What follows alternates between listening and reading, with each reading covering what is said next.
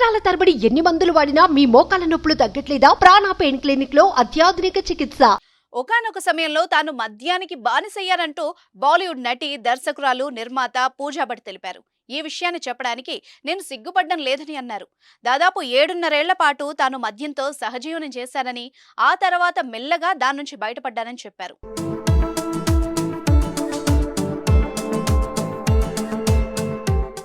ఆడవాళ్లు కూడా తాగుతారని, దాని నుంచి బయటపడతామని కూడా అన్నారు.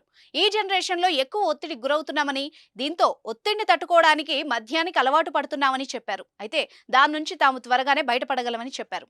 మద్యం అలవాటు నుంచి బయటపడని వారు మాత్రం వినాశాన్ని కొని తెచ్చుకున్నట్టేనంటూ చెప్పుకొచ్చారు. తాను మందుకు బానిసైన సమయంలో ఓ టైంలో అందరూ తను తాగుబోతు అని పిలిచేవారని పూజా భట్ చెప్పారు. మద్యం అలవాటు నుంచి పూర్తిగా బయటపడాలని అనుకున్నానని, అయితే ఆ వ్యసనం నుంచి బయటపడడం అంత ఈజీగా జరగలేదని అన్నారు.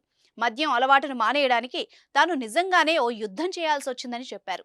ఇలాంటి విషయాలు బయటకు చెప్పడానికి మహిళలు భయపడతారని, అయితే ఈ సమస్య అందరికీ ఉంటుందని చెప్పారు. ఇప్పటికైనా మహిళలు ఈ అంశంపై బహిరంగంగా మాట్లాడాలని పూజా భట్ చెప్పుకొచ్చారు.